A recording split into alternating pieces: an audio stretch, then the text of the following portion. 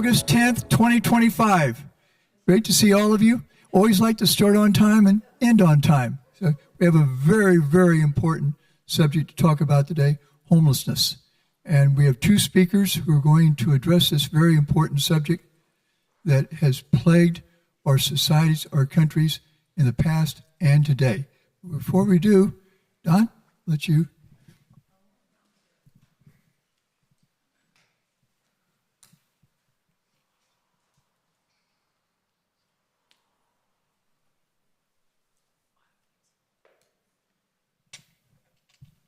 Good morning. We light this chalice this morning for all who wander, for those without shelter, for those who sleep under bridges, in shelters, in cars, or on sidewalks. We light this flame for the mothers, the veterans, the children, and the elders who carry these invisible burdens and bear their silent stories. May its flame remind us that every person deserves the basic dignity of shelter, safety, and belonging.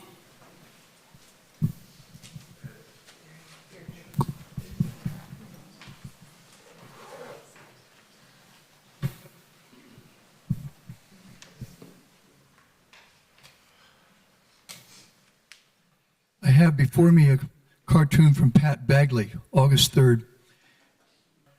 Hang on while I teach you how to fish. Gentleman sitting in a boat full of fishing wire. Boat says homeless services. You have a number of hands that are below the water surface. Political cartoon with a very serious subject, and that's what this subject is today. As I said, today is August 10th, 2025. And we're dealing with homelessness in Utah's capital city, first city, largest city, but also statewide. And yet, this problem did not start in this year. I'm thinking back to 1964. James Baldwin, a man I had the honor of meeting, poet, writer, societal critic, in an essay entitled Nothing Personal, he made these observations. He said, "I have slept on rooftops and in basements and in subways, have been cold and hungry all my life, have felt that no fire would ever warm me and that no arms would ever hold me. I have been, as the song says, buked and scorned, and I know that I always will be." Now, Baldwin was fortunate enough to be able to no longer be homeless, but he wrote about this subject profoundly. And our speakers are going to speak to this subject now.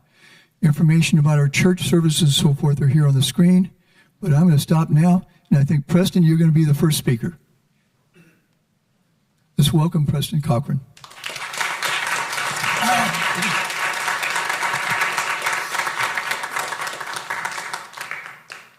I can remember about 10 years ago, I got a call from my sister in San Francisco saying, housing first in Salt Lake with some support services.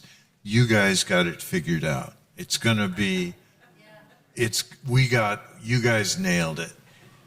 And then watching the encampments grow by the library, for example, it stretched for a block and a half. And then watching the drug pushers selling drugs along to the encampments, and realized that maybe we didn't have it figured out. A friend of mine once said, you know, when you put an addict or a drunk in free housing, what you get is a drunk and an addict in free housing. And the complexity of trying to make a difference with the homeless becomes a bit overwhelming. Then you get someone who says, well, we're going to work with, you got to be an addict and you got to suffer from mental illness and you have to have been homeless long enough or we won't take you. So we're picking a tough group to try and help. But that's what Preston's group does. They work with this subset of the homeless that suffer from mental illness, suffer from addiction, and have been homeless in many cases for years. Preston brings some real background in helping people. One of my favorite tidbits in looking over his CV was he speaks Vietnamese that he learned from doing on his mission in the DC area, which is a pretty cool fact. Preston, please tell us about what you're doing. Thank you, Steve. I've known Steve for many years. He used to work in microenterprise. I used to work in financial counseling. I was asked to give a little bit of background about myself. I joined the Other Side Village 2.5 years ago.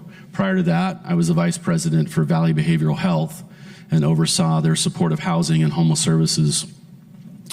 Prior to that, I was the CEO of Shelter the Homeless through the Operation Rio Grande process and building the 3 new homeless resource centers here in Salt Lake City. Prior to that, I was the CEO of a private company and then also a CEO and founder of a nonprofit called Fair Credit Foundation.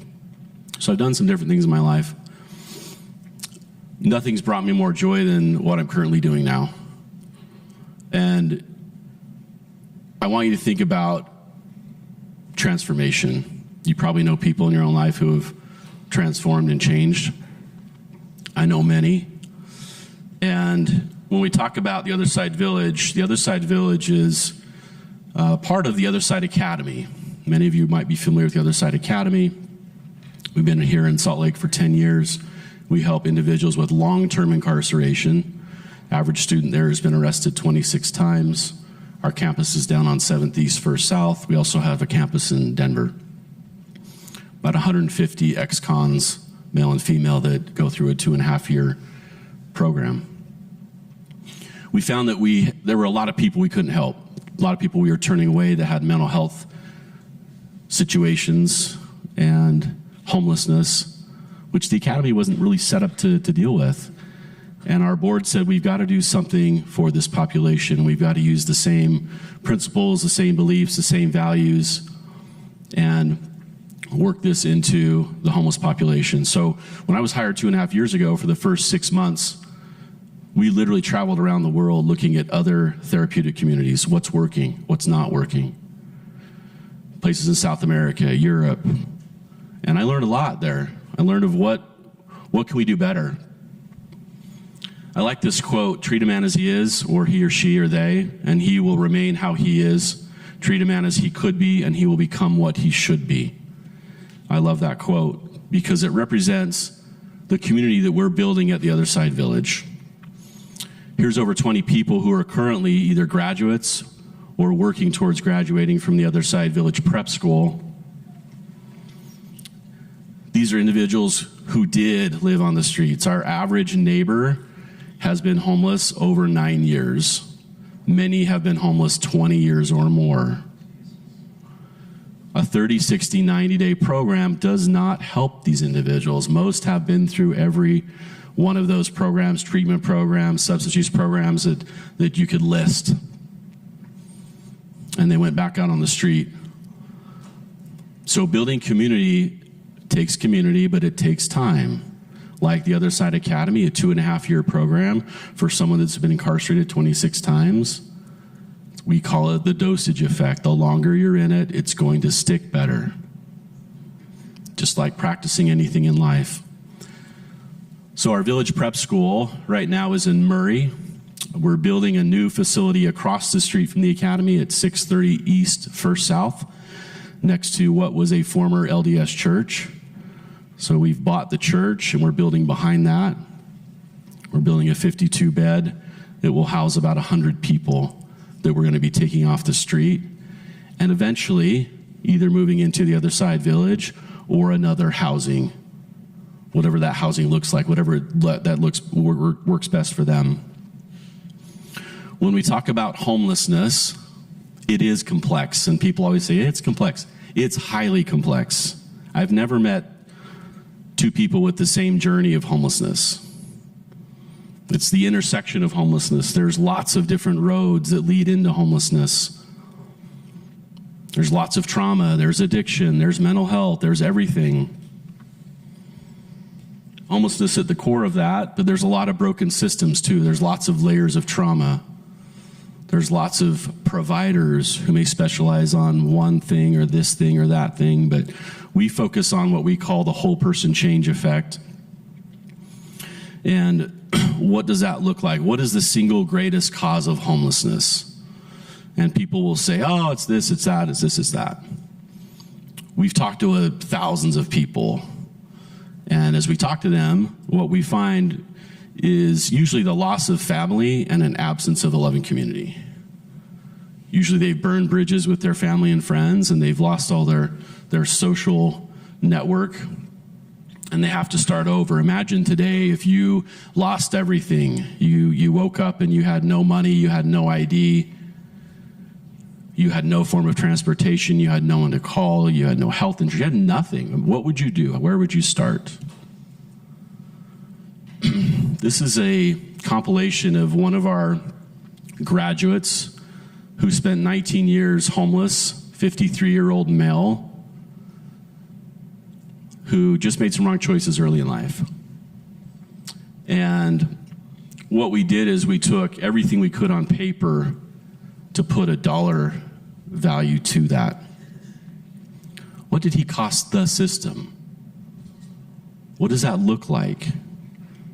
So when you add all of those things up, incarceration being the highest, over $700,000 of incarceration costs. He had a life flight, he had a lot of ER visits, intensive care unit. There's a lot of things on here, or that aren't on here, that also represent, a dollar value. But there's no life that you put a dollar value on. Every life means something. But what he did is he cost the system $1.37 million over the course of 19 years. That's one person here in Salt Lake City. $72,000 a year that we're spending on services for someone that just needed an opportunity, a chance, and a loving community. Alan is now thriving. Alan works in one of our social enterprises. Alan manages part of our day-to-day business. Alan lives in his own home in the village. Alan has reconnected with family and rebuilt those relationships. Alan now has a doctor that he can see regularly and has a good relationship with his doctor, and has now not on the 20 plus medications he's on. He's down to about a handful. Alan just bought his first car 2 weeks ago. Gets him to and from work. Alan's thriving. Alan's now paying taxes. Alan's cleaned up his life. He got a second chance. So we talked about Steve mentioned Housing First, and I worked in Housing First. Housing First can work if you have the right services, wraparound services that go along with that. When you strip those away, that's when people suffer and people get evicted and people don't know what to do because they've been living that lifestyle. They don't know how to maintain their housing. So the purpose of our prep school, which is a 6 or more month stabilization period where we take people right off the street and they're part of a therapeutic community, they learn those behaviors and unlearn those behaviors of what kept them on the street. So it's community building, it's accountability. It's called what we call 200% accountability. I'm accountable for me, but I'm also accountable to my neighbor. So I'm going to be the best person, neighbor, friend that I possibly can to each other. So our Human First framework that we built is built around whole person change. Our approach is we speak honestly about behavior. We refuse to give up on anyone. There's no one's going to flatline in our community. And we empower individuals to become active participants, not passive participants. So they are co-producing, co-creating the rules, the procedures, the day-to-day. What does that look like? It's not me, it's not staff, it's not us saying, here's what we're going to do. It's the whole community voting on what does that look like. It's a beautiful thing. But the question really is how do you build a life-changing community? Where does that begin? What is the secret sauce to the Other Side Academy? Over 80% success rate for someone that goes through the Other Side Academy, drug-free, crime-free, and employed. We add one little thing to the village, and that's permanently housed. So our 4 outcomes we focus on are permanently housed, self-reliant, drug-free, and crime-free. Those are the 4 main things that we focus on.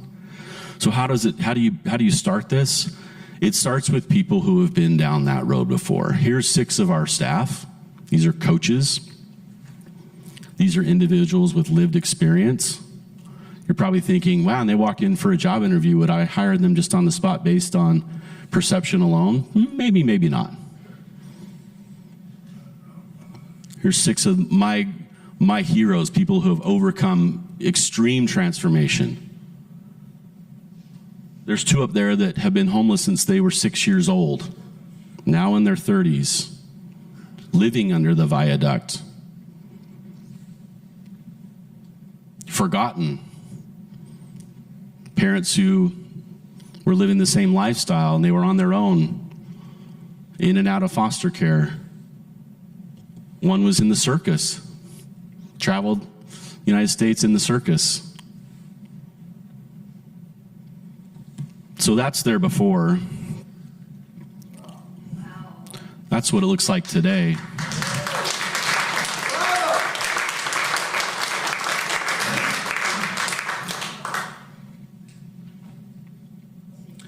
There's nothing like seeing the light go back on in someone's eyes. When you go from this to this, doesn't happen overnight, but you start to see the whites of their eyes. They're no longer looking at the floor. They're looking at you. They're talking. They're communicating. They're building confidence. They're giving feedback to each other. They're helping pull each other up. For the village, we do have some eligibility requirements. As we were building the village, there is eligibility. Our focus is on those who've been chronically homeless with a mental health diagnosis. That's our focus. For those who maybe have a shorter term, they've been homeless a week or 2, many of those, and Andrew's going to talk about this, many of those, they find a solution very quickly. We're focused on those who are chronically homeless. So the eligibility are those who are 18 years of older, meet the criteria for chronically homeless. They've been in Utah for at least 1 year. That's one thing that's hard. We have a lot that are coming in from out of state for different things, and they meet the qualification of chronically homeless, but they haven't been here in Utah. So our commitment to Salt Lake City as we were going through the process was we want to help those high utilizers that have lived here for most of their life and been here. They have a disabling condition. 100% of our folks have a substance use or mental health condition, A to Z, okay? They have medications, and very different from the academy. The academy, they would not qualify for that type of environment. That's why we created the village. Their income is 30% or less of the Salt Lake area median income. They've got to commit to sobriety. Doesn't mean they have to be sober day one.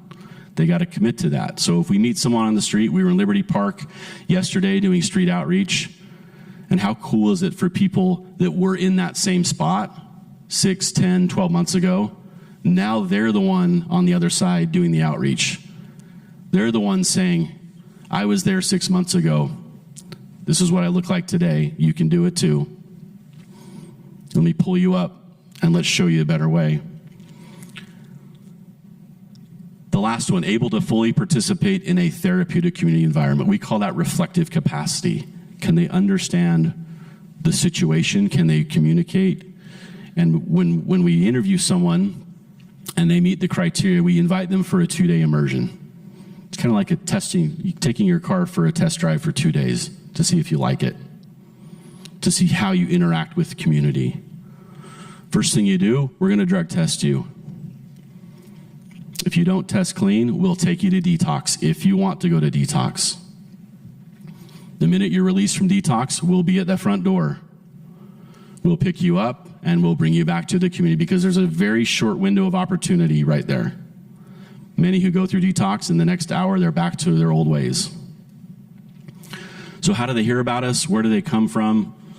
All over. We get referrals from many different community partners, street outreach, Salt Lake City Library, law enforcement, the jail, the prison, treatment programs, encampments. So all over. There's 2 phases to the village. Phase 1 is our village prep school. This is the pathway to housing. We're not just going to hand you the keys and say good luck. Okay? My youngest is 16. I'm not going to hand him the keys of the car and say good luck. He takes his driver's test on Tuesday. So we've been practicing how to drive for about a year now. He still has some work to do. But is he better than he was when we started? Absolutely. But he's not gonna get those keys until someone else has signed off on it. In this case, it's the community that's signing off on each other. So this prep school, again, 6-month immersion or more, depending on this, it's not time stamped, it's based on the individual. How long do they need? It's based on how the community sees that person. Are they ready to move forward? Or you know what, do they need a little bit more time? So we focus on behavior and physical health. We connect them with social services. We help them get new teeth.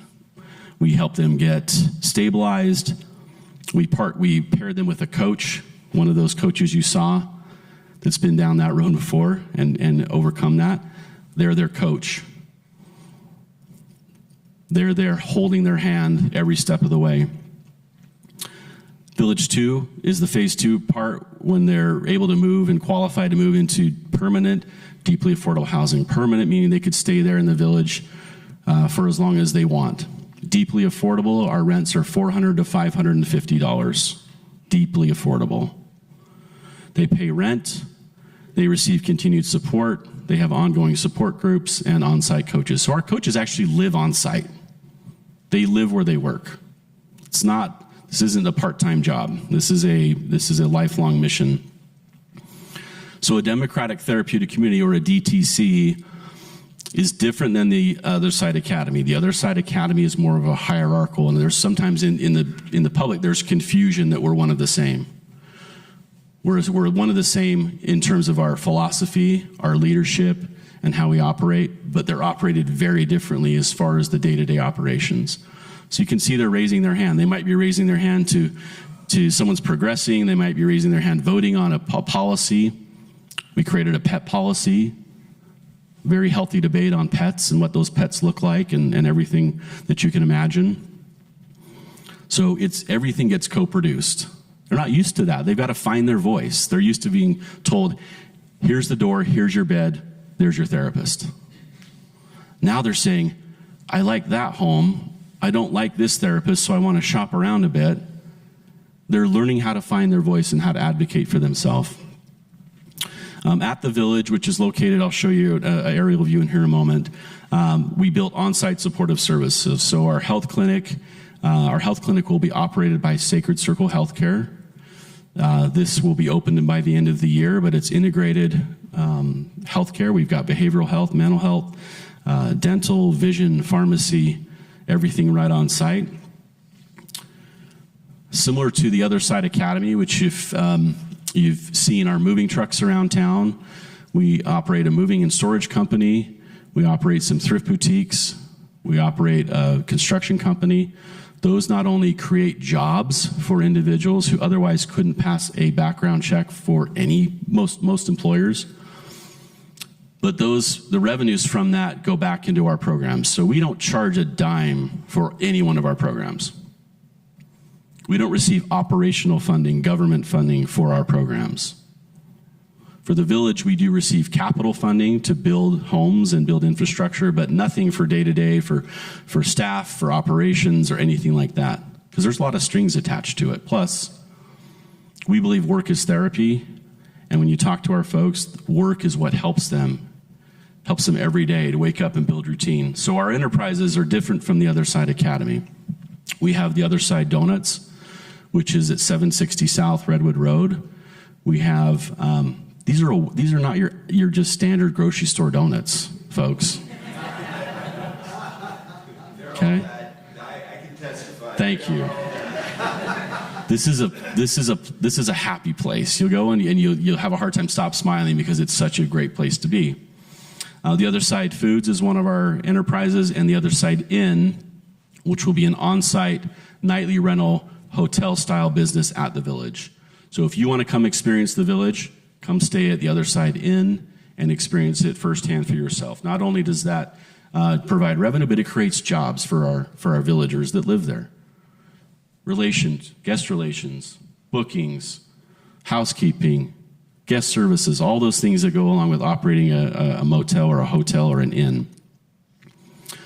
So again, all of the proceeds that we generate through our social enterprises go directly to house, feed, clothe, and support our mission.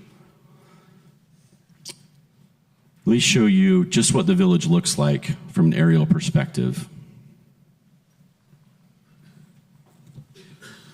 So 1882 West Indiana Avenue, which is 8 South. This is in Poplar Grove. It's a 40-acre parcel that we've leased from Salt Lake City for $1 a year. So we have a ground lease with them. This will be the Other Side Inn, Other Side Donuts, Neighborhood Pod, Neighborhood Pavilions, a spiritual center and chapel, a faith-friendly chapel, the Other Side Wellness Center. So this is like a mini Daybreak. Okay? We have 17 residents living there today. We call them villagers, so they're there. They've been through the Other Side Village Prep School. They live there. They may work in one of our social enterprises. They may work at a different employer. But as you can see, we have almost 60 homes in phase 1. Right now, we're actively fundraising to build 370 more homes. These homes are stick-built. They're not modular. They're built just like any other home. They're fully solar, so all electric and water, no gas. Each neighborhood is 25 to 30 homes. That's your community. So you continue to have ongoing meetings. You continue to have leadership. They vote on leadership, just similar to an HOA. Our pavilion is the clubhouse, which serves 1 to 2 neighborhoods. That's where the on-site laundry is. It's a magical place. When you go there, you'll feel that. So if you wanted to come see it for yourself, go on our website, schedule a time to come look at it. Our donut shop is right around the corner. So what does our impact look like? Since the Village has been up and running for just over 2 years, obviously data is important in how we report out our outcomes. We're very transparent on our outcomes and where we're at. Life before the Village, as I mentioned, average years of homeless is over 9 years. Average income less than $300. Mental health diagnosis 80, and then you've got substance use on top of that. Average taxpayer cost per person is around $31,000. This bridge crossing ceremony, we're big on ceremonies and helping people be a part of those ceremonies. So when they cross the bridge from their old way of life to the new side, to the other side, they cross the bridge. They make personal commitments and promises to their community of what they're going to do to uphold safety and security in that village. So what does life look like in the Village? Currently, 100% of those who have graduated are housed, 100% are self-reliant, 100% are sober, and our public cost savings just for phase 1 is over 20 years is about $6.4 million. You can go to our website, theothersidevillage.com. You'll watch a lot of videos, give you more in depth of behind the scenes of what we're doing. But this is a bold new approach to how we address homelessness. We're learning, we're young, we're a young organization, but we have what we feel is the right support, the right community, the right structure, the right people, and really it ultimately goes back to this slide right there. It's possible, people. It's possible. People have to want to change, and given the right structure, they can, and they do. And when you go to our donut shop and talk to the people working there, many have graduated, some are working towards that. They're happy to share what works for them and what hasn't worked for them. So with that, I'll turn the time over to Andrew. I know we're going to do a Q&A at the end, so we'll go from there. Thank you.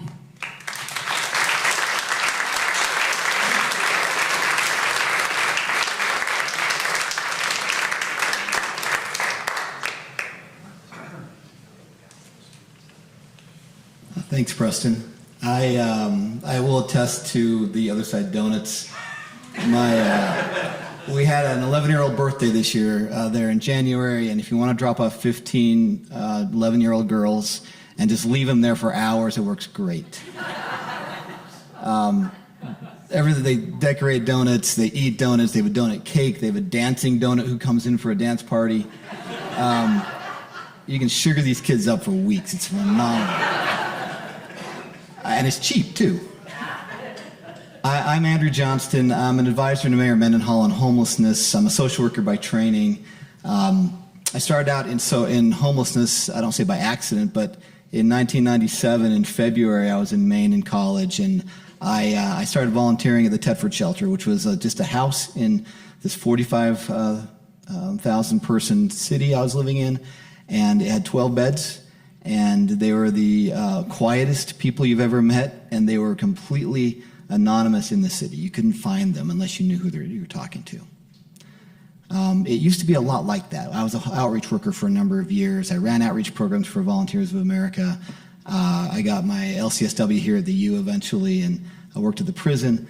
But I don't know that I ever grew up dreaming to do this work. But as a social worker, I came to social work basically because I wanted to make a difference, and this seemed to be the place to do it.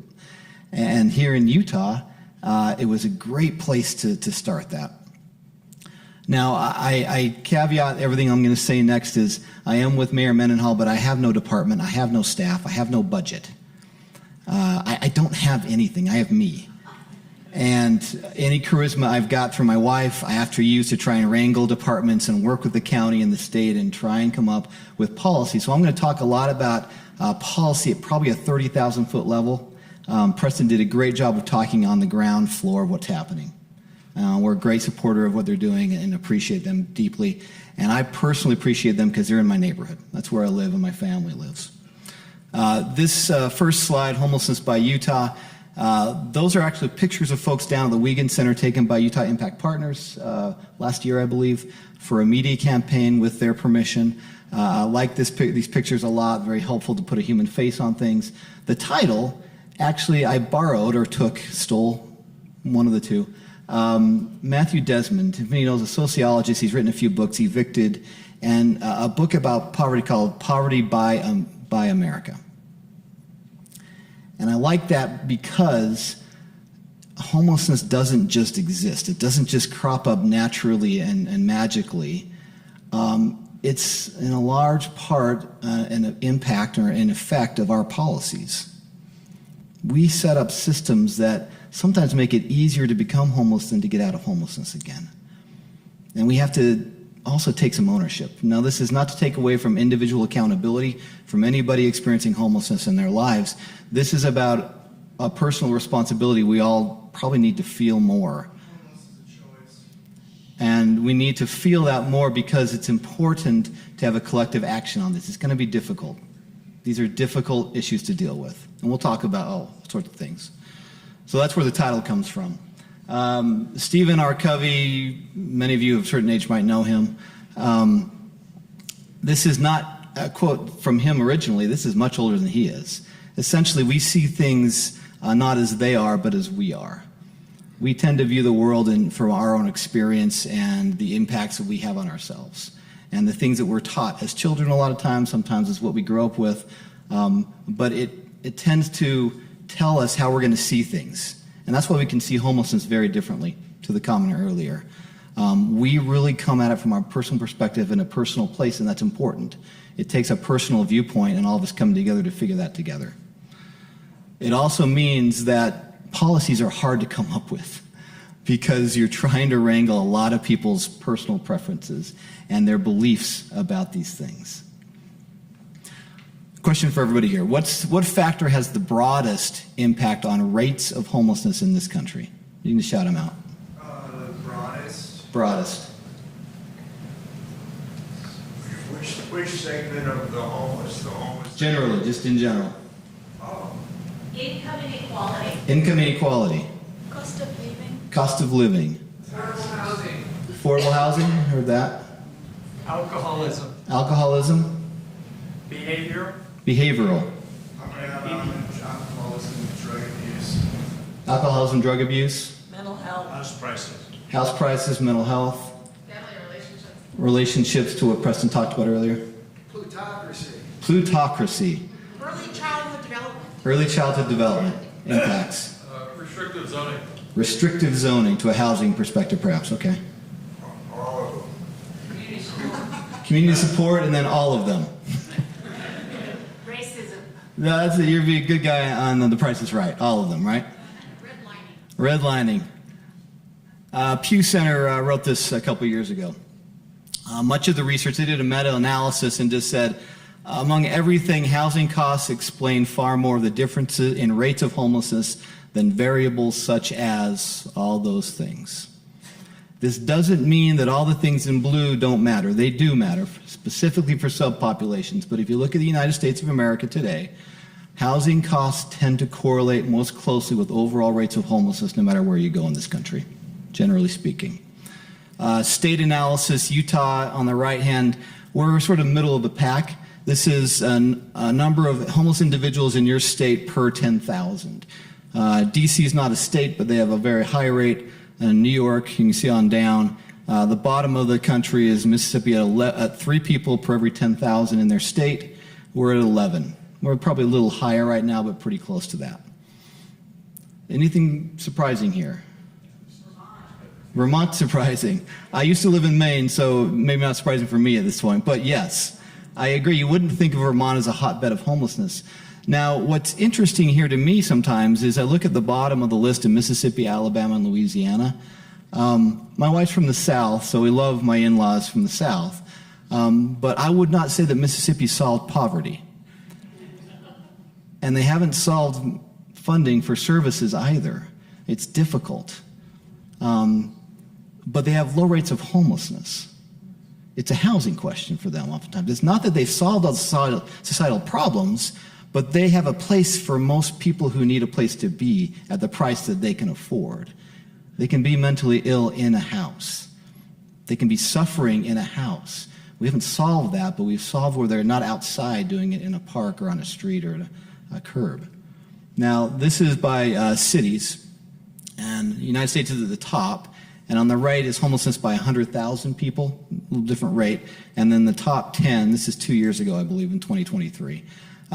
You can see a correlation on the left, home rank, this is homes, rank of the cost of the homes, San Jose at the top, Portland at number 10, and then the homelessness rank per 100,000.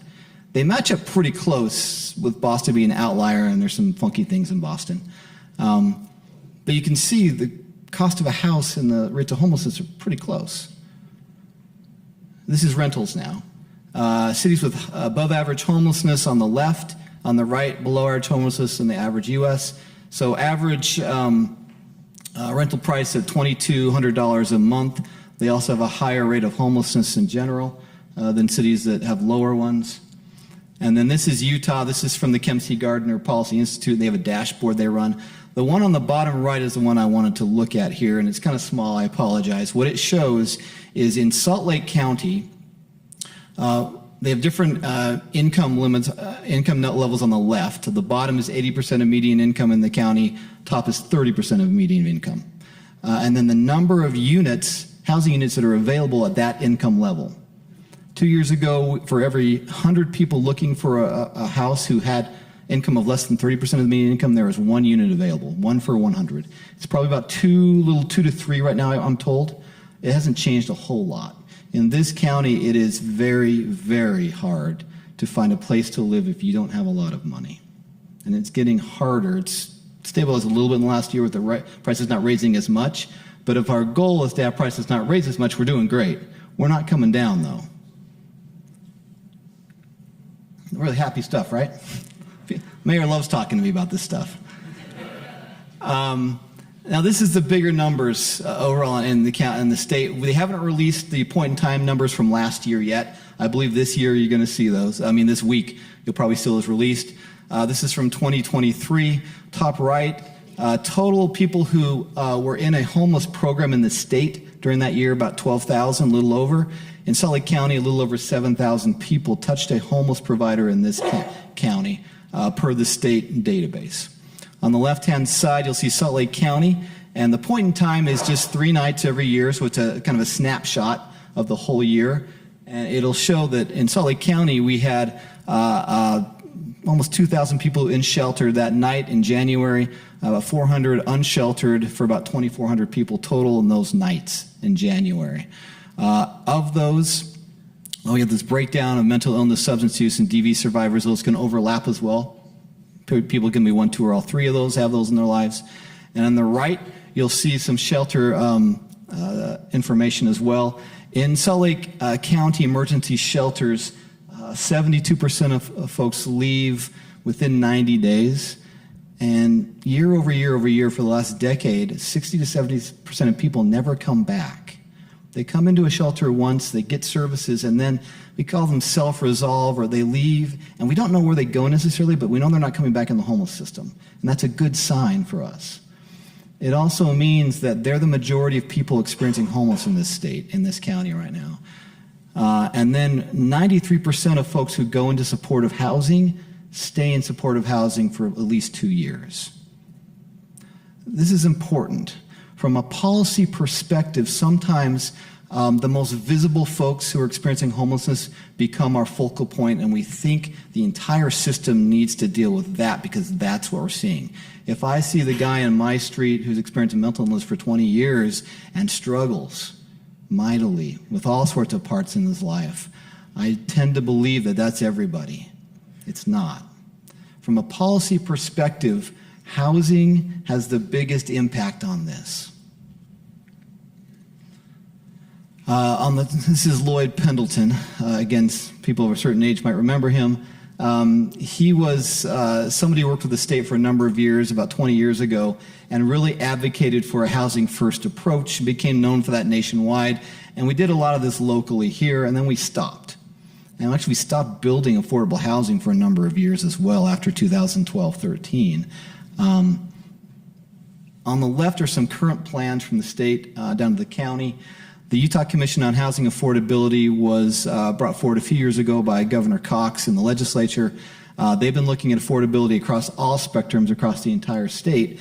And if you've heard about the governor's plan for 40,000 units or 30,000 units, houses, single-family homes at $450,000 or less for starter homes, it came out of that commission. There's also recommendations for deeply affordable out of that commission that needs to be acted on. 2 is the Utah Homeless Strategic Plan, and I put a slash. With the current state board over homelessness, they've added Utah's guiding principles to overcome homelessness, and they're working through that for a statewide plan. The Salt Lake Valley Coalition on Homelessness has their own strategic plan, which they've matched up with the state one and the federal one during the Biden administration. And then 4 is Salt Lake County 5-year action plan for human services, homelessness, and criminal justice. The county runs behavioral health services, the jail, and they do a lot of housing as well. So we have a lot of plans. Here's the city's public safety plan, if you've heard about this. It's been in place for about 6 months now. And we knew it came from a place from state leadership telling us, I'll say it's safe to say that, Salt Lake City needs to look different on its streets. And we knew there was going to be a heavy expectation of a lot of enforcement and a lot of police work. We understood that expectation. You can see the top goal here, one of the 5 for the whole plan. And the plan's big, but improve public safety and consequences for high utilizers. That's a court, jail kind of piece to this and the police department. But we also were very clear in our plan that that's not going to save us. It's not going to fix anybody.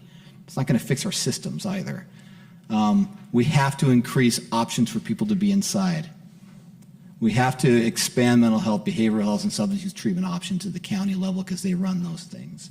We have to commit to a joint plan across all levels of government and the private sector and do it. And we have to invest in housing. We have to. Can't say that enough here. These are elements of success I put together. If you were to do an AI search of the internet, you might find them slightly different, but slightly the same. It depends on where you're looking. And then I added a piece on it's kind of yellow on here, peach up there. Prevention. Best thing we could do is prevent people from becoming homeless in the first place. That's a lot of work with eviction prevention, with juvenile justice, with foster care, with anything you can think of that stops somebody from ending up homeless. Because most folks drop through a number of safety nets before you end up literally on the street or in a shelter. And the more we can intervene in those options early on, the better off we're going to be, and it's much cheaper and better for everybody involved. Housing, second biggest one there. Housing first focused. I don't say that personally. I'm saying just from an analysis of all the programs in states and countries worldwide who have done great things with homelessness as far as decreasing them and staying at low levels, they have used housing first. Now, I know that's dead right now in our country. From the federal level on down to the state, there is no appetite to pursue housing first. I'll just say that up front. But it has worked when it's done well with services attached to it. I think you'll see some of the principles of Housing First continue forward in different forms and different titles. I put it out there: data-driven, robust supportive services, engaged community support, and public-private partnerships. I can't gloss over that. In cities that have done a good job building housing and services, they've done it with a lot of private money. We haven't done that here very well. We've had a lot of intention to do that. A lot of private folks have come forward, but it hasn't really been realized yet, and we need to do better on that part. And then I think purpose is on the side there, and Preston's team talks about this a lot, actually. This is individual purpose. When somebody's getting their life back together, they need to feel a purpose in a community and why. The why is important here. And also a belief that they can keep working on the things that have been they've struggled with for a long time. It's also for us as a community, we need purpose. We need to be focused on this. It is very easy from a personal experience to dive into homelessness. And as soon as you talk about somebody who's homeless, then automatically you're talking about, well, what happened to the poverty piece? And they're using substances, so there's a whole addiction issue going on here. And then there's the mental illness or trauma, family supports. There's all sorts of public policy, health policy in general, and then criminal justice policy and education policy. And pretty soon you're trying to reform 6 massive systems all at once. It is hard to do half of one of those. But you can see why from a policy perspective, from everybody on down, everybody starts feeling overwhelmed pretty quickly. How do I fix this? How do I solve it? It's hard. We can do this. Entire countries have done this in Scandinavia and Europe. They have. Big cities worldwide have done tremendous jobs on this in different ways. Even parts of our country have done good things. There are great programs. Most places you go, you'll find a great program or 2 or 5. But systems are what we focus on my level, and we've got to do better on dealing with those systemic issues. That's the end of my slides. I'm sure we'll take questions after this, I believe. Tim in the back. After the collection.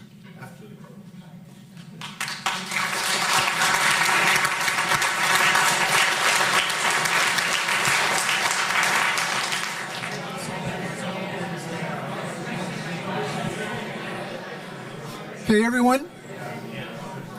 Question and answers. Time is 10:53. We have many questions, I'm sure. We'll try to alternate back and forth. First hand I see right here.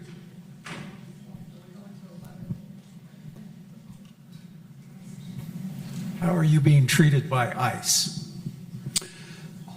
Good question. We service anyone, regardless of their immigration status. We haven't had any raids, if that's what you're referring to, and I don't think any of the resource centers have had, or shelters have had any raids, but there's a lot of people that are fearful of going into any sort of program because of that. Yeah, I will say that there's been a significant drop-off in people looking for services from the Spanish-speaking community in particular.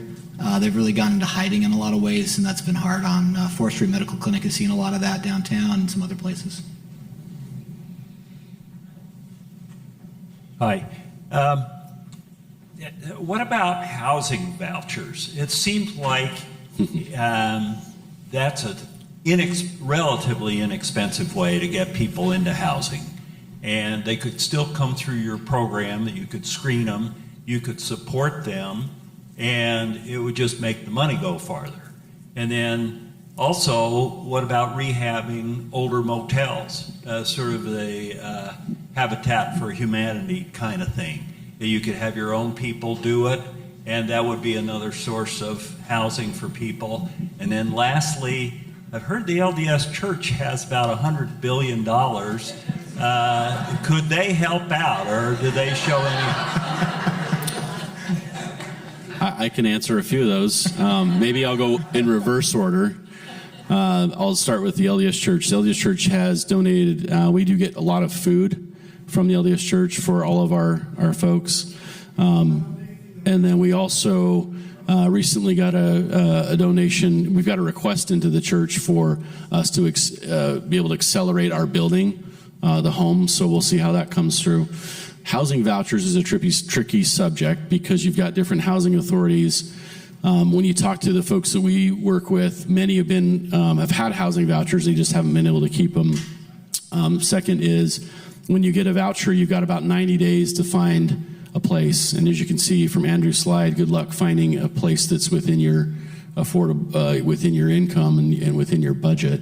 So with that small amount of window, they lose that opportunity to find housing. And so if you talk to the Salt Lake Housing Authority or Housing Connect in the county, I'm told that the wait list is over 5 years. As far as if you get on the list today, you're going to be in line for a long time. Yeah, there's been groups in other cities. I know we've done a couple here in Salt Lake to rehab some facilities and hotels and things like that. We're up against every other developer that wants to do something similar, and it becomes a price war in terms of the actual property itself. So there's been some on North Temple and a few others that have been successful. But to pencil it out from a construction perspective in low-income housing, it's very hard to do. So housing vouchers are usually a federal and sometimes a local subsidy that if you're looking, say, a $1,000 unit in Salt Lake County and you make far less than that, you can't afford it, so the voucher will pay for 70%, well, it'll pay anything more than you can afford. So your job is, once you have the vouchers, I can pay 30% of my income in that month. If my income on Social Security is $700, $250 or so is what I can afford of that $1,000. The voucher pays for the other $750 per month in that apartment. Now, if I make less, it pays more. If I make a little more, it pays a little less, but that's the idea of the voucher. Very effective for a private housing market because if the private housing market is affordable, that goes a long way. It's very, in fact, we love those. We need more of them. And as our rent prices go higher, HUD, the Housing and Urban Development, has to raise their window of what they'll pay. And we have fewer and fewer buildings in that range anymore. And as it gets more expensive, it's more expensive per every voucher, so you have fewer of them from a local perspective. So our housing market really crunches that a lot.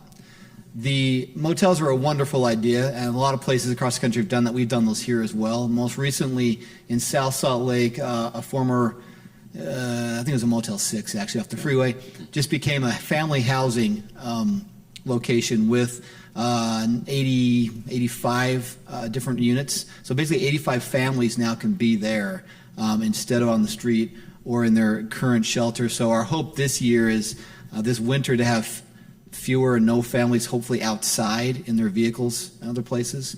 We tried a few on North Temple. Switch Point operates 2 at the end of North Temple, and then a third one is operated by Ville Properties. A couple of folks are pretty good at renovations of those. To Preston's point, you really got to be very good at what you're doing and know the numbers really, really well to make it work. We had a big one, the former Ramada on North Temple, which we had planned as a city. We had funded 3 of those 2 years ago as one of our big pushes to get, we were hoping to get about 600 units out of those. And one of them got bought by a private developer and demolished, and it's still a vacant field now. To his point, it's very competitive, and it's also difficult because you're trying to get the neighborhood around, sort of rallying around it, ensure that it's going to be run well by a good provider, so it's not a problem necessarily. So it's complicated, but that's definitely one of the places we're going with that. Could you have a donate button on your website and then get money? Maybe there'd be some risk. We have all of those. Okay. Hey, Mark. Yep. Yeah, we're taking, so our village project's about a $90 million funding. We've raised about $30 million to date. So actively fundraising. But when you're building like a low-income housing, there's either you can do the light tech route, which is a low-income housing tax credit route. And a lot of the banks are pulling back on that because the return is a little bit slim on the margins, and it's harder to compete in that. Okay. I have a question online, Tristan. Yeah, we've got 2 questions here from the Zoom chat. First question, what is your opinion on hostile architecture, such as park benches designed to prevent homeless individuals from sleeping? And is there anything that can be done about that? Second question, have they considered having a land value tax for residential properties with no primary residence to tamp down on housing speculators and bring down housing prices? Weston just offered me to answer those 2. The first one, the second one about a tax on housing, we've floated similar ideas to the legislature for a number of years, including real estate transaction fees, where if you buy or sell real estate, a small percentage can go to housing funds. And that's been just not even discussed at that level, period. And they still won't even say that out loud to anybody. Went to Florida, and Florida is a very red state, obviously, and they've had a real estate transaction tax for 25 years now that funds a homeless program for them. And it can be done if we're willing to do those kind of things. But to this point, we just haven't gotten support at the legislative level. As far as hostile architecture, I personally, this is my personal opinion, I hate it. I'm not a fan of making it hard for everybody to enjoy public spaces because some people have no place else to go. I think we'd be much better served to invest a lot in, to our point, housing and shelter and services and have open spaces for everybody to enjoy. Because even if I'm living downtown in a deeply affordable apartment or supportive housing program and I'm getting my life back together and doing the best I can, I still want to be in parks. I still want to be at the library. I want to still live in public places. And a healthy society would have all of us sort of together in those places in a safe way. I understand where people come from in that. I can understand the frustration some businesses and residents have about issues that come up, and they tend to default to the kind of quickest way, perhaps, to sort of deter things. I'd love to see, say, a longer view of that, though. Yeah, I'm in the same. My personal opinion on the hostel, I live in Mill Creek, and they've been getting rid of all the bus benches everywhere, so you have to stand under somewhere to take public transportation. And if you go down parts of downtown, instead of grass, there's boulders literally on the space where people would congregate. And so there's better ways to do it, ultimately.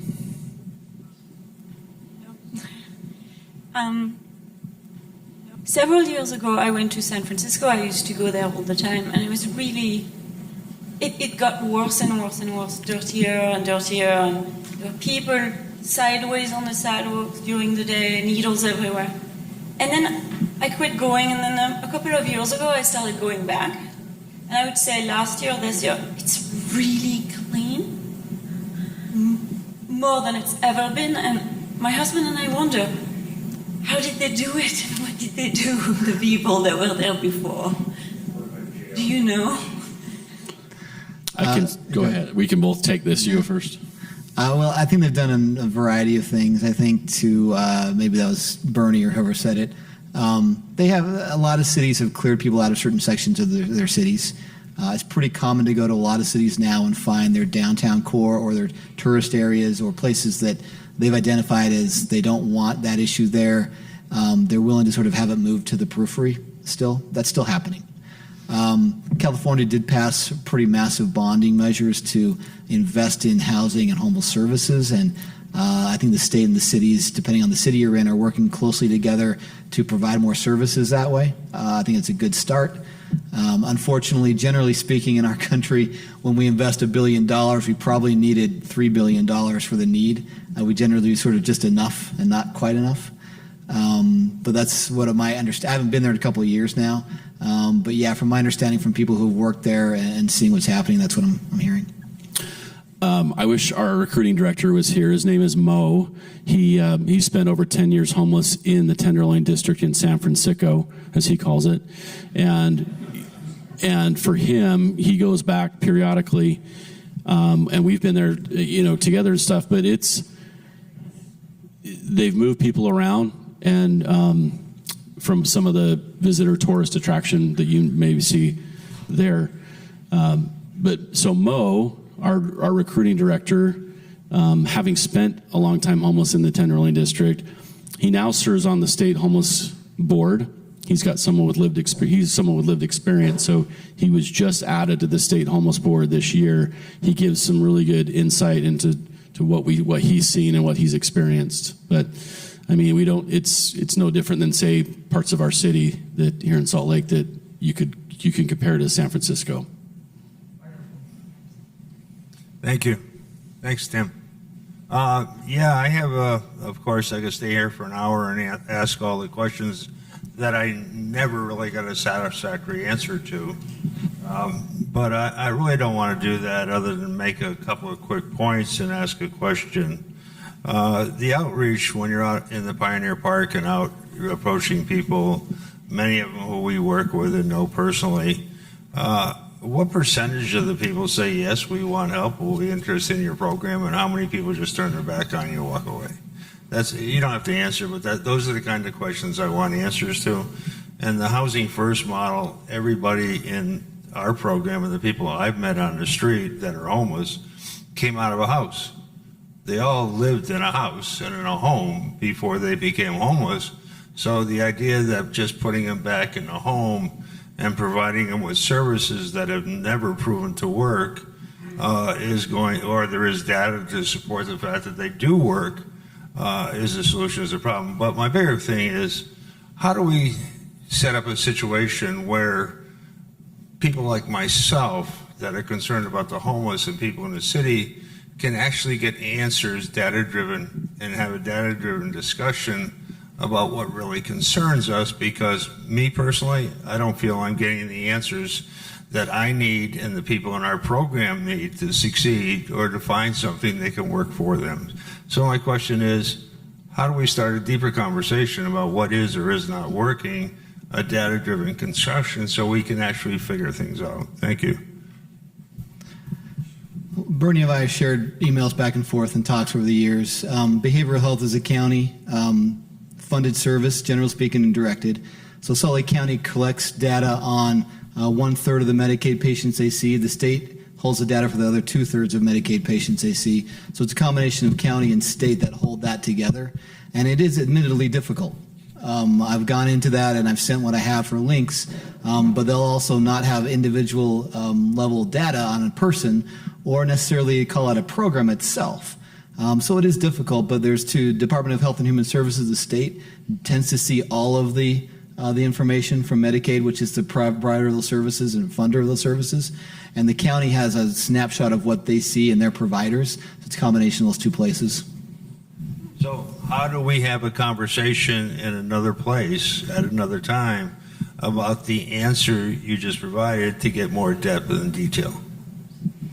I think Tracy Gruber and Catherine Fife or Tim Whalen at the counter are the folks I've worked with before, and I'm sure we can get together and talk through how to get that set up.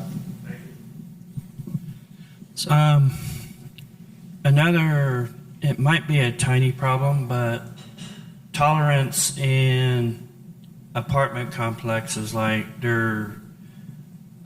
people in apartment complexes and mobile home parks and all that, those places should be made aware and tolerant of a resident's mental health or even autism. I have autism, But I've heard of friends getting evicted out of their apartment over petty little things, like a neighbor would make a false report on them and because they didn't like them, and they get evicted.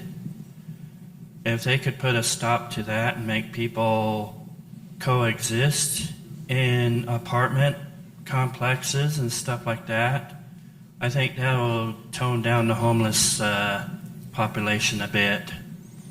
I fully agree. I'm with you. We have a handful of folks that have autism and are on the spectrum in our village, and many have been evicted for a variety of things in the past. The Utah Housing Coalition is focusing on working with landlords and on an education and prevention piece for that. I can't speak for them, but I know what they're working on, just because as a village, we own the facility, so we have to make sure it's operated in a safe fashion for everybody. But it is something that we see for people on the street that have been evicted for a handful of violations, not just because of their mental health status. Yeah, the city also runs a renter resource center, which is new in the last year and a half, which is supposed to be a place where if you're a renter in the city, you can come and get support. Sometimes it's the crisis of I'm getting evicted, help me figure this out. Sometimes it's preventative to the point of I'm having conflicts, how do I help work with my landlord or neighbors in that way? I think it's a starting point for those resources. Yeah, Utah Community Action also operates a landlord mediation program. Yeah. Can we talk some more about the definition of affordable housing? And yeah. I think the figure of 400,000 was mentioned. Mm-hmm. And if you look at 6% interest and 400,000, you're talking about 24,000 a year. So it's 2,000 a month in interest alone. And we're looking at increasing numbers of family. That's an unreachable figure. Mm-hmm. If we look at the European models, we see more provision of social housing. So can we discuss those things? Definition of affordable and possible provision of social housing. Thanks. Generally speaking, housing HUD at the federal level sets their affordability criteria. Generally, it's 30% of your income is affordable. It's a generalization. So if you have $30,000 a year in income, you shouldn't be spending more than $10,000 a year-ish on your housing in general. If you're making $100,000 a year, $30,000, you can see how affordability depends on your income. When we talk about affordability, it's tough because when the governor says he wants $450,000 homes as a starter home, to your point, I don't know, I can still afford that. And I'm on my second house, right? So yeah, they get thrown around a lot, and it's all about perspective, where if our average home price here is in the county is $550,000 a year, 450 sounds like it's more affordable, and it is more affordable, but it's not necessarily affordable for everybody. So yeah, when we talk about the median income stuff, 30% of median income for this county is not very high. For a single individual, it's probably $12,000 a year, $13,000, somewhere in there. And so they're never going to afford that. Sometimes we'll say deeply affordable or sort of moderately affordable. These are all terms we throw out there. So it's not that we believe that that home is affordable for everybody. It's that's sort of I'll just say directly, he's trying to sell something to the entire state of Utah who sometimes don't like the idea of affordable housing. And he's trying to get them and folks who, like us, who really want more affordable housing, sort of join somewhere in the middle. But it's not going to address everybody there, and I think he knows that in my discussions with his cabinet. We need stuff much more on the very, very lowest level. That's where our biggest need is. Like I said, we've got 2 units for every 100 people in this county that need that level of affordability. So, I would say the biggest thing that I've seen is elected officials. And when all the city council meetings I've been to, and I've been to a lot in different counties, there's a thing called NIMBYism. It's called not in my backyard. And nobody wants affordable housing in their backyard, including some of the elected officials. So it's important that we get out there and vote and hire the right people who understand what the questions that you're asking, because affordable $450,000, I'm sorry, is not affordable for the average Utahn. So when I met with the state housing director a few weeks ago, he came out to the village, wanted to see it for himself, and he said, I could see this be a prototype for starter homes in rural parts of the state for teachers and first responders. And I said, you could. These homes would fit that bill in terms of the price point. Our homes are around $80,000 to $120,000 to build. Would I live in them? Yes, they're great homes. Are they big? No, they're not big, but they're a great option for people who are in that tight. If you go to Moab, for example, if you've been to Moab in the last 6 months, okay, Moab's seeing this right now. From an affordable housing perspective, people that work there that are seasonal, they're camping because there's nowhere to live. That's what we're seeing, and not just in Moab, but Summit County and southern Utah and other parts of our state. This is not a capital city affordable housing problem. This is a statewide problem. So I have a question about how, as a city, we're collecting data on the homeless population. So I saw on your slide that you said people typically access shelters or services, but then after a day or two, they're gone, and you don't know where they go, but you counted that as a success because they're not coming back to you. And I was just wondering on what level, is there any evidence showing that they're coming into a successful scenario, positive outcome? If we don't know who they are or where they went, how do we know what's happening? The quick answer is we don't. And those are state level numbers, which is hard because a majority of people who leave the shelter don't tell you where they're going to go. They're not necessarily interested in, some of them are, they'll sit down and talk and tell you. Some of them don't. So tracking somebody outside of that program or even behavioral health programs is really tricky long term. So yeah, that is a hard thing to sort of say exactly. If they leave and don't come back, it's not a negative outcome, but we can't tell you exactly how they resolved or where they're at now. Yeah. Right. So in the news, we've seen things about like Magnolia House, for example, which I assume is a city or a county or state, some sort of public housing scenario. It's owned by Shelter the Homeless, which is operated by the Road Home. Okay. So I'm wondering, how do we address or think about collecting better data or making a policy to make these places safer? Because when I read that, I wouldn't imagine I'd want to go back to something.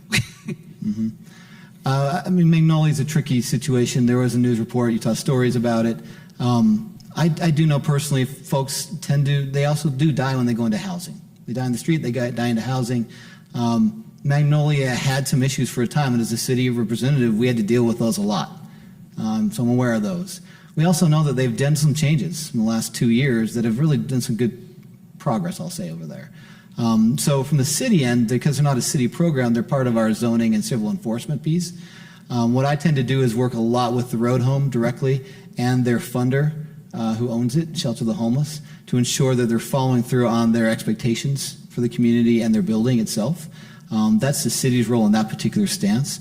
And I think as they go into funding options and try and raise money, that's a big piece of the discussion about how are you doing your services, what are your outcomes, those kind of things.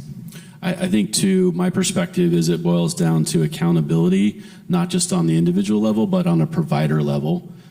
Providers need to be held accountable for the clients that they're serving and in their facilities. And if they're not operating to the point that you're looking at certain outcomes like we do, then they should be there should be a new operator, or they need to be fixing it.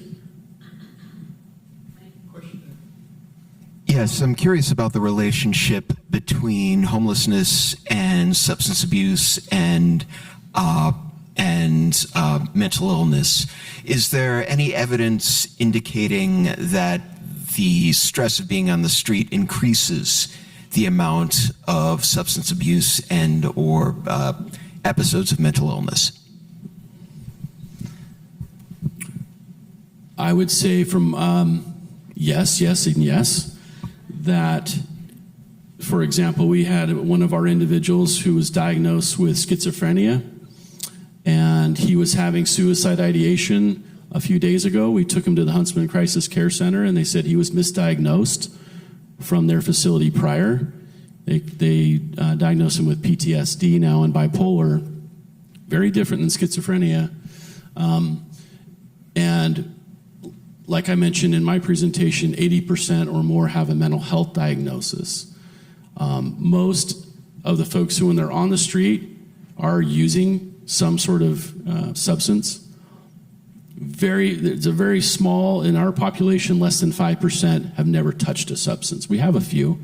They're homeless for a variety of different reasons. It could be human trafficking, it could be domestic violence, those sort of things. But usually there's an addiction component attached to it. There's not a lot of really good research on that, I'll say. I think the research I've seen generally says that in permanent supportive housing, as a generalization, people's symptoms tend to decrease. Doesn't mean they go away, doesn't mean it's a great outcome all the time, but stabilization in housing tends to have good byproducts as far as mental health and substance use. Now, it's a generalization. My experience, having done some treatment and some work that way, it's pretty true overall. The stress of experiencing homelessness is a lot of, sometimes I'll say it's a lot of periods of nothing going on. It's quiet, it's sort of boring at times, and then there are periods of intense sort of trauma and very scary, and it's not stable. And that tends to lead to what you're saying about if you have mental health symptoms or problems, they tend to get worse. And substance use is one way to sort of self-medicate that. When we get folks into housing, it does seem to decrease the symptoms. It doesn't say they fix it. I will say that it still needs ongoing support, and there are some folks who, when they come in, have a really hard time. And we've had folks who have lived on the river for decades, and when they're ready to come in, they're ready to come into a house, but it doesn't mean it's easy. Sometimes, one guy we worked with when I was at VOA Outreach, he'd been there for 25 years on the Jordan River at different places, and he was one of those guys you wouldn't notice he was there. He hid. And one day he just told the outreach team, I'm ready to come in. He was in his 60s at the time, and we got him an apartment quickly, which is kind of a semi-miracle. Within a few days, the landlord called the outreach team and said, can you come and help out? The neighbors are complaining about him yelling and screaming a lot. And they came and saw, and his windows were covered. He had actually tinfoil in some of them, just completely covered up, but they could hear him down the hall. And they knocked on the door, and it was quiet, and he said, come in. They knew he was come in, and they asked him what was going on, and he apologized. He said, I'm sorry, am I bothering the neighbors? Yeah, we've got some reports. And he was just yelling. He was just screaming because that's how he coped with it. And he had tried to cover everything to try and insulate it so people wouldn't get hurt by this. It was part of the reason he had spent so much time alone on the river, just to be away so he didn't hurt anybody and bother them. He was aware enough of his mental illness to know that it was bothering other people. He was conflicted because he really wanted help at that point, but he knew that it was going to cause other conflicts. It's tough work. And that's one of those cases of, we eventually found him in the right placement that had a little more kind of isolation from other folks. But when your housing market is so tight, and I've got one apartment that's available at the time, and I'm better than maybe the river, but it's not great, we did tend to see conflicts. In a healthy housing market, when I had a few options available to tailor to the right person, the right needs, you probably have fewer of those conflicts overall. But I think you still need that ongoing support and then that sense of community. We'll have folks who will come into our permanent supportive housing projects and literally want to set up their tent in the courtyard to transition back into an apartment or in their actual apartment itself. You got to sort of build that into your housing component because people are going to have ongoing needs and support services are going to need it. This is a favorite topic of mine, what causes what. In college in the old days, we would study trait versus state, how much is genetic, how much is learned. Margaret Mead had a husband named Gregory Bateson. I'm going to talk just a little bit about systems theory. And they were interested in what causes schizophrenia. So they would institutionalize diagnosed people who were schizophrenic, and they'd be in the hospital for a few weeks. The symptoms would go away. Then they go back home, they're psychotic again. They'd put them back in the hospital, the symptoms would go away. So I'm talking metaphorically, and I'm not saying 100% correlation, but if you want to see a solution in actuality, go to the Scandinavian countries where they don't have the income inequality like we do, where the tax system lifts all boats. So you don't have this kind of problem with the homelessness and psychiatric conditions or addictions anywhere near like we do, where you have 1% with 80% wealth equivalency. So that's my comment. So I can't commend what you guys are doing enough. I can't wait to get in some way more involved. Your system to me is brilliant. It is so commendable. We used to have holy cards with St. Sebastian or St. Anthony. I would put you guys on holy cards today. So thank you for what you're doing.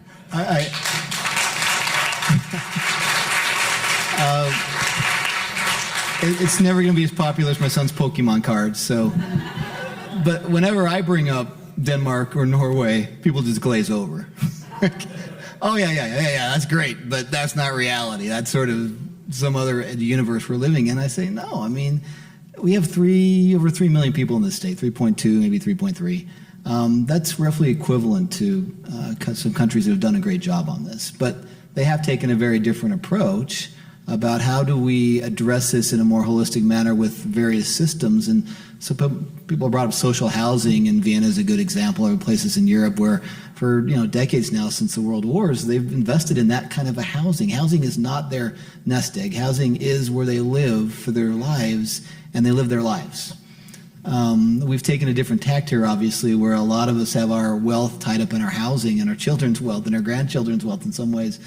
And so it's not an easy system to sort of, if you want to unravel that, it's not easy. But we're hoping we can find some middle ground and some incremental steps to get closer to those ideals, I would hope. We had an author, Sam Quinones, that wrote, he wrote a lot of books. There's a recent book called The Least of Us. I recommend you read that.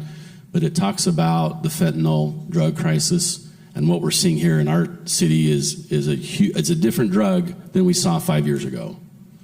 So the fentanyl drugs that are coming into our city are far more potent than what they used to be, and they cause a lot of long-term effects in terms of schizophrenia and all these other things that are coming out. And when you read the book, and Sam travels all over the U.S. into cities, and he was here doing some research, but when he sat down and interviewed some of our folks, they're like, oh yeah, that drug I took 3 years ago has nothing. The meth that I was doing 3 years ago is nothing to what the fentanyl I was taking 6 months ago. Very different, very potent, and it does a lot to the brain.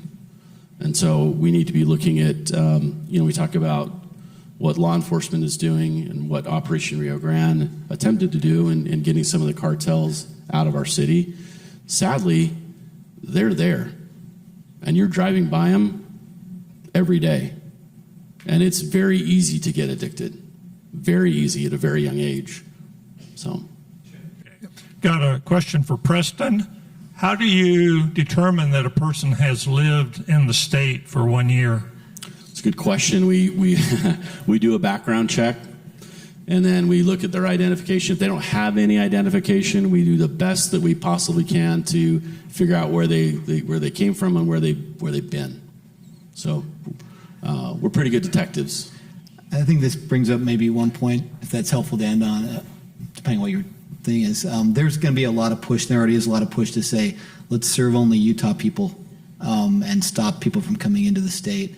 This has been a talk for decades because most cities that I'm aware of have always had one-way travel programs for people. They can contact family somewhere else in the country or internationally. They'll send them on a one-way ticket back to live there. And that's happened to all those cities. So everyone's doing the same thing. We have in the whole state of Utah fewer people experiencing homelessness on a nightly basis in Sacramento, California. We will lose that game of shipping people out. Most folks who are here, generally speaking, have some connection. And we are going to get more into that policy of if it becomes a place I have to prove I've been here for a certain amount of time, we'll go down that route, but it's hard. It's hard to define where you were born, where you went to high school, where your first job was, where your marriage took you, where your extended family is. I would love us to move to a place of saying it's here. Our housing market is such right now that I don't see the rates decreasing. We have to deal with it. Let's deal with it and work with our surrounding states to deal with it collectively, so we're not in a push and pull and a sort of an argument between each other about who's going to take whom, because ultimately we're all responsible for each other. Yeah, it's kind of like saying, I've got cancer and I need to go to a different hospital out of state, but they're not going to take me there. But if you're the best provider for that particular service, by all means, you should go to that best provider. And if that provider's here in Salt Lake, if it's the village, if it's whoever, then why should we have to discriminate based on where you came from if you're going to get the best level of care? Last question coming up. The focus has been upon individuals.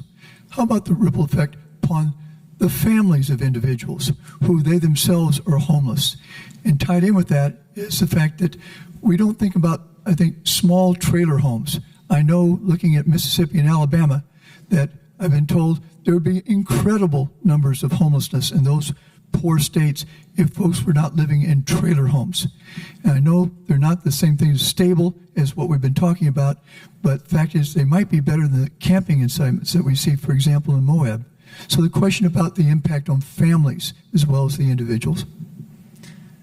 Yeah, I mean, I'll say families are much more sympathetic. Having worked in a detox center when I couldn't raise $1 for detox folks, men who are dealing with addiction there, but I could raise millions for their youth resource center. There's a very different vibe about them, obviously. So there's a lot of push for family support here in the state, for family shelter, which we opened another one in South Salt Lake. I say we collectively. Families are probably a great place to prevent future homelessness as well. Fully agree with that. Same with aging out of the foster care system and stability as a youth. That comes to a zoning question about the types of housing we're going to allow, right? Are we going to allow trailer parks or missing middle housing or modular housing or other types of housing that are cheaper to build? You can have more compactness with some common spaces, to the point about a master plan community at the other side village. We could do those things, but it's a zoning question for cities, and that's where that policy question statewide about who's allowing what and where. One of the things I would ask, if you're not in Salt Lake City, I would ask your city, what's your moderate income housing plan? It's a state requirement that every city has that. It's not deeply affordable. It's moderately affordable, but it's a step towards what are you doing for folks who can't afford your city? If they don't have something or they're not acting on it, that's where I would start with wherever you live and say, show me what that is and what you're doing today, because that's a state law and it should be more heavily sort of enforced, I think. Let's express appreciation to our guests today.